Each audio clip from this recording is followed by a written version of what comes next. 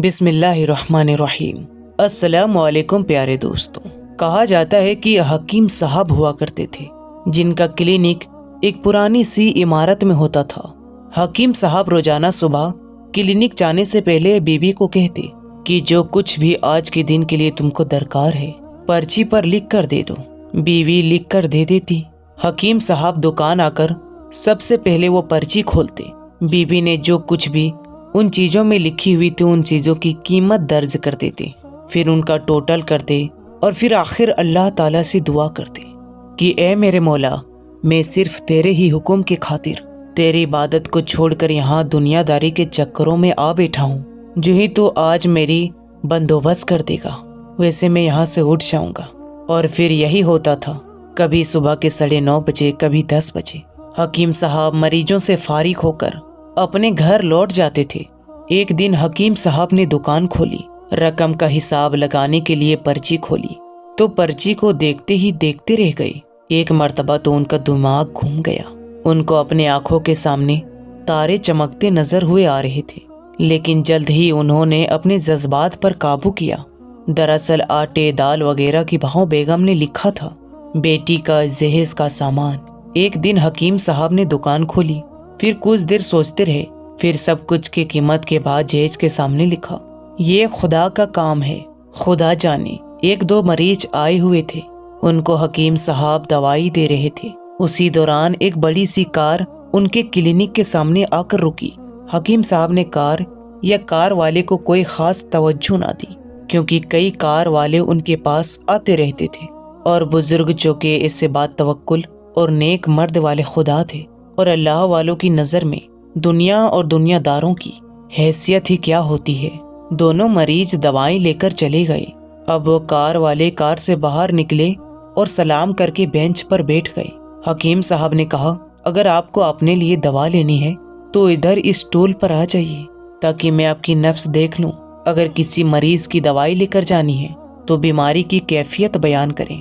وہ صاحب کہنے لگے کہ حکیم صاحب، میرا خیال ہے کہ آپ نے مجھے پہچانا نہیں، لیکن آپ مجھے پہچان بھی کیسے سکتے ہیں، کیونکہ میں 15-16 سال کے بعد آپ کی کلینک میں داخل ہوا ہوں۔ آپ کو گزشتہ ملاقات کا حوال سناتا ہوں، پھر آپ کو ساری بات یاد آ جائے گی۔ جب میں پہلی مرتبہ یہاں آیا تھا تو میں خود نہیں آیا تھا، خدا نے مجھے آپ کے پاس بھیجا تھا، کیونکہ خدا کو مجھ پر رحم آ گیا تھا اور وہ میرا گھر آباد کرنا چاہتا تھا۔ ہوا اس طرح تھا کہ میں اپنے اباہی گھر جا رہا تھا، ایناب کی دکان کے سامنے ہماری کار پنچر ہو گئی۔ ڈرائیور کار کا پہیہ اتار کر پنچر لگوانے کے لیے چلا گیا۔ آپ نے دیکھا کہ میں گرمی میں کار کے پاس کھڑا ہوں۔ آپ میرے پاس آئے اور آپ نے کلینک کی طرف اشارہ کر کے کہا، ادھر آ کر کرسی پر بیٹھ جائیے، اندھا کیا چاہے دو آنکھیں۔ میں نے آپ کا شکریہ ادا کیا اور کرسی پر آ کر بیٹھ گیا۔ ڈرائیور نے کچھ زیادہ ہی دیر لگا دی تھی۔ ایک چھوٹی سی بچی بھی یہاں آپ کے بینچ کے پاس کھڑی تھی اور بار بار کہہ رہی تھی، چلے نا، مجھے بھوک لگی ہے۔ آپ اس سے کہہ رہے تھے کہ بیٹی تھوڑا صبر کرو، ابھی چلتے ہیں۔ میں نے یہ سوچ کر کہ کتنے دیر آپ کے پاس بیٹھا ہوں، مجھے کوئی دوائی آپ سے خریدنی چاہیے تاکہ آپ میرے بیٹھنے کو زیادہ محسوس نہ کریں۔ میں نے کہا، حکیم صاحب، میں 5-6 سال سے انگلینڈ میں ہوتا ہوں۔ انگلینڈ جانے سے پہلے ہی میری شادی ہو گئی تھی، لیکن ابھی تک اولاد کی نیت سے محروم ہوں۔ یہاں بھی بہت علاج کیا ہے، لیکن ابھی قسمت میں مایوسی کے سوا اور کچھ نہیں دیکھا۔ آپ نے کہا، میرے بھائی، خدا سے کبھی نا امید مت ہونا، یاد رکھو اس کے خزانے میں کسی بھی چیز کی کمی نہیں ہے۔ اولاد، مایوس باپ، غمی خوشی، زندگی موت، ہر چیز اسی کے ہاتھ میں ہے۔ کسی حکیم یا ڈاکٹر کے ہاتھ میں شفا نہیں ہوتی اور نہ ہی کسی دوا میں شفا ہوتی ہے۔ شفا اگر ہونی ہوتی ہے تو خدا کے حکم سے ہوتی ہے، اور اولاد بھی وہی دیتا ہے۔ مجھے یاد ہے آپ باتیں کرتے جا رہے تھے اور ساتھ میں ہی پوڑیاں بناتے جا رہے تھے۔ تمام دوائیاں اپنے 2 حصوں میں تقسیم کر کے 2 لفافوں میں ڈال دی۔ پھر مجھ سے پوچھا کہ آپ کا نام کیا ہے؟ میں نے بتایا کہ میرا نام امجد ہے۔ آپ نے ایک لفافے پر امجد اور دوسرے پر امجد کی بیگم لکھا۔ پھر دونوں لفافے ایک بڑے لفافے میں ڈال کر دوائی استعمال کرنے کا طریقہ بتایا۔ میں نے بے دلی سے دوائی لے لی، کیونکہ میں صرف کچھ رقم آپ کو دینا چاہتا تھا، لیکن جب دوائی لینے کے بعد میں نے پوچھا کہ کتنے پیسے ہوئے، آپ نے کہا، بس ٹھیک ہے۔ میں نے زیادہ زور ڈالا تو آپ نے کہا کہ آج کا کھاتا بند ہو گیا ہے۔ میں نے کہا کہ مجھے آپ کی بات سمجھ نہیں آئی۔ اسی دوران وہاں ایک اور آدمی آ چکا تھا۔ اس نے مجھے بتایا کہ کھاتا بند ہونے کا مطلب یہ ہے کہ آج کے گھر کے لیے جتنی رقم حکیم صاحب نے اللہ تعالیٰ سے مانگی تھی وہ خدائے تعالیٰ نے انہیں دے دیے ہیں، اور اس سے زیادہ رقم وہ نہیں لے سکتے۔ میں خود میں حیران ہوا اور دل میں شرمندہ بھی کہ میری کتنی گھٹیا خیالات ہیں، اور یہ سادہ سا دکھنے والا حکیم کتنا عظیم الشان انسان ہے۔ میں نے جب گھر جا کر بیوی کو دوائیاں دکھائی اور ساری بات بتائی تو بے اختیار اس کے منہ سے نکل پڑا کہ وہ کوئی انسان نہیں، وہ فرشتہ ہے، اور اس کی دی ہوئی دوائیاں ہمارے من کی مریدوں کو پورا کرنے کی باعث بنیں گے۔ حکیم صاحب، آج میرے گھر میں 3 پھول اپنے بہارے دکھا رہے ہیں۔ ہم میاں بیوی ہر وقت آپ کے لیے دعائیں کرتے رہتے ہیں۔ جب بھی آپ سے ملنے کے لیے آپ کی کلینک آیا، آپ کی دکان کو بند پایا۔ میں کل دوپہر کو بھی آیا تھا، آپ کا کلینک بند تھا۔ ایک آدمی وہیں کھڑا تھا اور کہا اگر آپ کو حکیم صاحب سے ملنا ہے تو آپ صبح 9 بجے لازمی پہنچ جائیے، ورنہ ان کے ملنے کا کوئی گارنٹی نہیں ہے۔ اس لیے آج میں سویرے سویرے آپ کے پاس آ گیا ہوں۔ جب 15 سال پہلے آپ کے یہاں جو آپ کی چھوٹی سی بیٹی دیکھی تھی تو میں نے آپ کو بتایا تھا کہ اس کو دیکھ کر میں اپنی بھانجی یاد آ رہی ہے۔ ہماری بھانجی کی شادی اسی مہینے 21 تاریخ کو ہونا تھی۔ اس بھانجی کی شادی کا سارا خرچ میں نے اپنے ذمے لیا تھا۔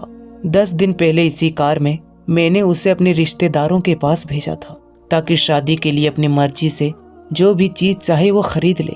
وہاں جاتے ہی اسے تیز کا بخار ہو گیا، لیکن اس نے کسی کو نہیں بتایا۔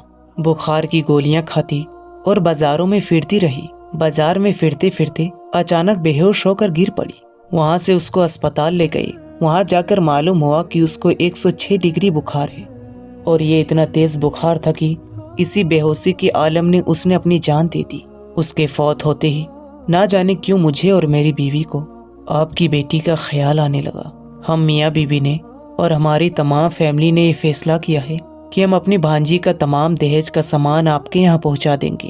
شادی جلد ہو تو اس کا بندوبست آپ خود کریں گے، اور اگر کچھ دیر ہے تو تمام سامان کی رقم آپ کو پہنچا دیں گے۔ مہربانی کر کے آپ کو نہ نہیں کرنا ہے۔ حکیم صاحب نے اس شخص کی یہ جب ساری باتیں سنی تو وہ دنگ رہ گئے، اور حکیم صاحب اسی حیرانی کے عالم میں بولے کہ صاحب اب جو بھی کچھ کہہ رہے ہیں مجھے کچھ بھی سمجھ نہیں آ رہا ہے۔ میں نے جب آج صبح بیوی کی لکھی ہوئی پرچی یہاں آ کر کھول کے دیکھی تو مرچ مسالے کے ساتھ اس میں بیٹی کا جہیز کا سامان لکھا ہوا تھا۔ آپ کو معلوم ہے کہ میں نے اس کے آگے کیا لکھا؟ یہ پرچی آپ خود پڑھ کر دیکھ لیجئے۔ امجد یہ دیکھ کر حیران ہوا کہ بیٹی کے جہیز کے سامنے لکھا ہوا تھا کہ یہ کام خدا کا ہے، خدا جانے۔ حکیم صاحب نے کہا امجد صاحب یقین کرے آج تک کبھی ایسا نہیں ہوا تھا کہ بی بی نے پرچی پر کوئی چیز لکھی ہو اور مولا نے اسی دن اس کا انتظام نہ کر دیا ہو۔ آپ کی بھانجی کا وفات کا سنا بہت صدمہ ہے ہمیں، لیکن اس کی قدرت پر حیران ہوں کہ وہ کس طرح آپ سے مجھ سے دکھاتا ہے۔ جو اللہ تعالیٰ سے ڈرتا ہے اللہ تعالیٰ ان کے لیے راستے کھول دیتا ہے اور اسے وہاں سے رزق عطا فرماتا ہے جہاں سے اس کا گمان بھی نہیں ہوتا۔ اللہ تعالیٰ سے دعا ہے کہ وہ ہم سب کو توکل نصیب کرے، حرام سے بچائے اور اس کے حلال نصیب فرمائے، آمین۔